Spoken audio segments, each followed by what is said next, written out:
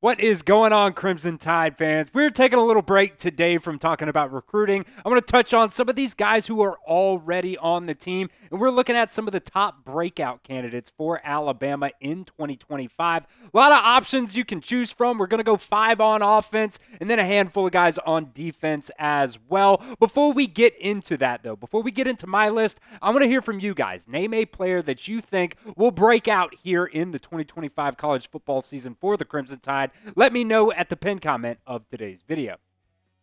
All right, the first player I'm going to touch on here is at that running back position. It is going to be Daniel Hill. And I kind of went back and forth between both Daniel Hill and Richard Young, but there's a lot of buzz coming out of spring about Daniel Hill. More so, I think, than Richard Young. Don't necessarily think Alabama's going to go away and not play Richard Young this season. I think it's kind of going to be a three-headed committee. We'll see if it's kind of that same three-headed committee that you had a couple of years ago with Josh Jacobs being that third back. I don't know if it's necessarily going to be that much, but Daniel Hill is definitely going to be a guy that I think is going to really pop off this season. He came from that 2024 recruiting class where Alabama also got Kevin Riley in that class, and man, this kid has really grown a lot physically since he has been on campus here at Alabama, formerly top 150 player in that 2024 class. Also the number 4 player out of the state of Mississippi, always, including in this recruiting cycle. We're talking about Mississippi a lot. Alabama's done a really, really good job out of the state of Mississippi as well. Talk about Daniel Hill. He's a guy last year only got 21 carries for 61 yards and only 1 touchdown as well. But I think he's going to be more of that bigger body back than, a lot of us, myself included. I thought Richard Young was going to be a guy that was more of a bigger body back for Alabama. But, man, Daniel Hill is really packed on the pounds here. 6'1", 241 pounds is what he's listed at right now. So, he's even bigger than a guy like Richard Young. So I do think Daniel Hill is going to be a guy at that running back position that's going to get a lot of run early on for the Crimson Tide. All right, the next player here is Isaiah Horton, transfer wide receiver from Miami. I went kind of back and forth on a lot of these different wide receivers that Alabama has right now. Originally, when I was scripting this video, I actually put Jalen Hale in as this guy, but I really kind of went back and I thought, okay, what is going to be the order here? Probably in terms of, receiving yards, receptions, whatever. I think it's going to be Ryan Williams, Jeremy Renaud right there for 1 and 2. And then I think Isaiah Horton's probably going to be your third wide receiver. That's kind of why I went with him over a guy like Jalen Hale. Really still do love Jalen Hale, and I love this wide receiver group just in general. But when you look at Isaiah Horton as wide receiver 3 last year for Miami, he was putting up, really good numbers for wide receiver 3. You look at Alabama last year, you had Jeremy Renaud and Ryan Williams. Both of those guys had over 800 yards, if I'm not mistaken there. And then there was a massive, massive drop-off. So Isaiah Horton, I think if he can still put up this type of production for Alabama, you got Ryan Grubb calling the offense this year, so I think they're going to be able to utilize some of these guys in a more efficient type of way. Isaiah Horton, though, definitely going to be a guy that I think breaks out for Alabama this season. Josh Cuevas at that tight end position is going to be my third breakout candidate on the offensive side of the ball. Last year, CJ Dupree was really your main tight end at that spot, but Josh Cuevas still put up decent numbers for his second-string tight end. And, at that tight end position, this is a position that this coaching staff on the offensive side of the ball really does like to utilize. And you go back to his Cal Poly days, 58 receptions in that 2022 season for over 600 yards and 6 touchdowns as well. You look back to last season, he had a touchdown last season for Alabama. It's a very minimal playing time, in terms of, getting the ball. He did a phenomenal job, I thought, blocking as an inline tight end as well. But I think Alabama's really going to start utilizing this tight end position more than they did last year, because when you look back to Kalen DeBoer and Ryan Grubb's time at Washington, look at a guy like Jack Westover, who did a phenomenal job for them too. And then CJ Dupree last year, when I was actually, going through and making this graphic, 0 touchdowns for CJ Dupree was actually kind of a shocking thing to me. But, I also thought about putting Danny Lewis Jr. on here, but I was like, I'm not exactly sure if they're going to use him more as a blocker or as a pass catcher. I kind of feel like they're going to use Danny Lewis Jr. more as a, inline blocking type of tight end guy, but I do think he still does have the ability to go out there and catch some passes as well. But as of right now, I do think Josh Cuevas is going to be that main pass-catching tight end for the Crimson Tide. And you know what? If he could put up 400 or 500 yards, 2-3 touchdowns this season, Josh Cuevas is going to be a solid tight end for Alabama this year. Make sure you guys are subscribed right here to the Alabama Football Report for more Alabama football news, rumors, recruiting, whatever it is. Stay up to date. We are trying to catch our Michigan football report. They started way ahead of us years before we started, and we put out more content than them. So we should be able to keep catching them. I think we've, caught up for about 2,000 subscribers since the time that I started here. So I want to continue that. We're going to be doing our watch parties this year as well. Might even have a producer on set for those too. So do not miss out. Make sure you guys hit that sub button for me right now. All right, the next player on the offensive side of the ball for a breakout candidate is Jaeden Roberts at that right guard spot. You're probably thinking, Chris, is this really a breakout candidate? He's been playing for the past 2 seasons now. I think he can be a breakout candidate because going into last season, I thought Jaeden Roberts was going to be a guy that was going to be able to possibly play himself into, maybe second round of the NFL draft. Who knows? Maybe if he was healthy last year, he could have been, a possible first round NFL draft pick. But I really love the power that Jaeden Roberts brings, both in pass blocking and in run blocking as well. This dude is the Incredible Hulk. Last year, he, when it came to his play, I don't think he necessarily took a step back, but just the fact that he wasn't able to consistently be on the field. He kind of had to come off the field because of some of those injuries. Hopefully that is something that, they have fixed at this point. It seems like he's gone through all the right measures to end up fixing that. But Jaeden Roberts, I think this season is going to be a massive, massive season for Alabama's right guard.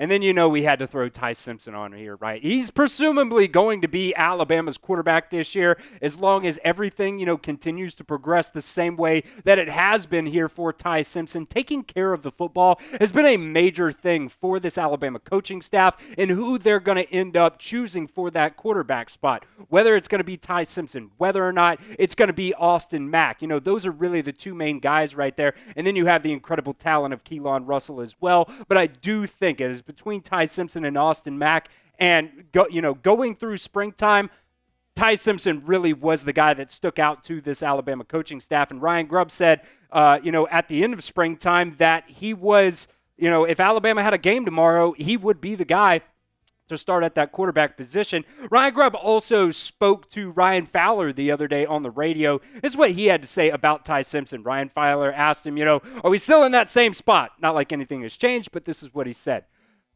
Those were not surprising things. Those are things that we had already talked about with the guys. We had our post-spring evaluations done with the guys. Ty took care of the football better. He operated better, and I thought he improved for an older quarterback. I know he's young to playing and starting experience, but as an older guy, I thought especially towards the latter part of the spring, he started to show more and more of those characteristics. Now, I think the answer to this question is probably a little bit higher than it was, going back to the start of spring. So let me know, what is your confidence level now in Ty Simpson as Alabama's starting quarterback? It's technically not official yet, but as, we continue to make our way through the summertime and into fall camp, it really does seem like Ty's going to be the guy. So let me know your confidence level down in the comment section, 1 on the low end, 10 on the high end. We'll continue with some guys on the defensive side of the ball here in just a second, but you guys can get $10 off this really cool Alabama football hat here just by going to chatsports.com/Bama hat. It's got they're calling it the Vault logo, but I guess because they put it in the vault, now they're bringing it back. It's actually my favorite logo, and I love the rope that they have across the bill there as well. So if you guys want that, you can get $10 off right now just by going to chatsports.com/Bama hat. That link will be in the comments section and the description of today's video. All right, let's flip it over to the defensive side of the ball now. And the first one I'm kind of going to cheat here. Insert defensive lineman here. Outside of Tim Keenan, I think you've got a lot of guys along this defensive line that are really just waiting to break out. Whether that's Jeremiah Beaman, James Smith, Jordan Renaud. Edric Hill is also another guy that really hasn't played a ton for Alabama here in the past, but, got a little bit of buzz as well from Kane Womack, some of those other, defensive linemen that were kind of shouting him out there. But when you look at these four guys, not a ton of playing experience. James Smith, you might be able to say, hey, James Smith broke out last year, but I really don't think James Smith, fully broke out last year. I think we saw those flashes from James Smith last year, but James Smith kind of in the interior there as well with, Jordan Renaud. I think those two guys are going to be really, really solid for Alabama. James Smith, a little bit on the smaller side for an interior defensive lineman, 6'3", 295 pounds. But when you continue to look at, still how this Alabama coaching staff is recruiting right now, they're not going to get these big, massive,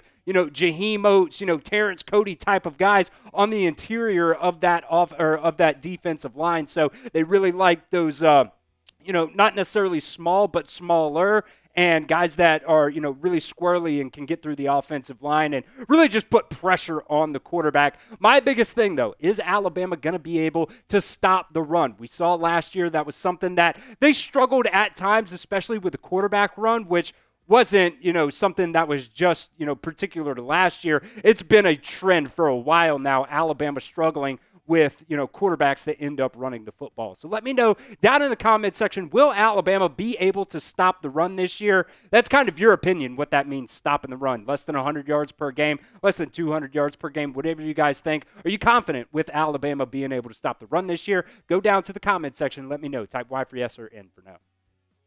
All right, the next player here, kind of the same line, I think, as James Smith, is going to be Quavvis at that Wolf position. You might be thinking, Chris, he broke out last year. Well, he did have some setbacks last year. He had some injuries that he had to work through as well. But for the most part, I think this is, outside of maybe Ty Simpson, this might be the biggest breakout candidate for Alabama. Quavvis really does have the physical and I think mental ability as well to play himself into the first round of the NFL draft next year.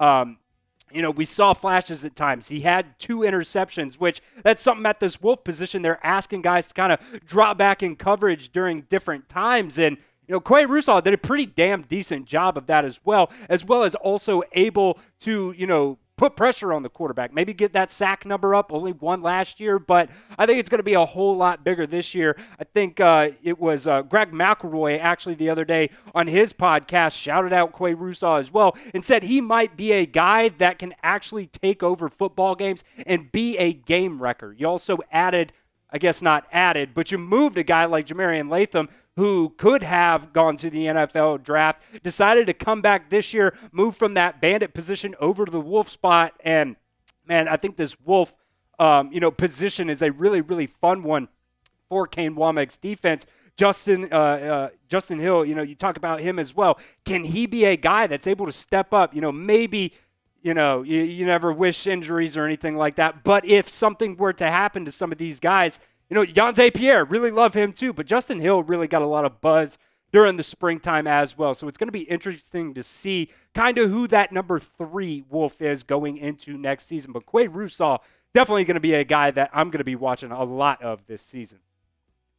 Keon Sabb's going to be my next guy here, and really kind of the same story as, Quavvis. Injuries was the biggest thing for him last year, played in the first 7 games of the year, and I do think there was an adjustment period where, there was maybe some miscommunication. These guys, especially a guy like Keon Sabb, he came in. Last year was his first season, but then also on top of that, you had to learn a completely new defense. And it wasn't like, he could go over to Malachi Moore and be like, hey, man, what are we doing here? Malachi Moore was also learning the new defense as well. So I think just going into this new season, he's going to be more healthy. He's going to have that foot healed up. And I think, he's just going to be a really, really solid pairing along with Bray Hubbard back there. And maybe even Zay Mincy at times too, Cam Calhoun, whoever they end up putting back there at that safety spot. But Keon Sabb, Bray Hubbard, man, that's going to be a solid safety duo in Alabama secondary. All right, the last player that we're going to talk about for just a second here is going to be Connor Talty. This is his first year as Alabama's starting kicker. He is a redshirt sophomore. Last year, he attempted 4 extra points, was 4 for 4 on them, but he actually did not attempt a regular field goal attempt.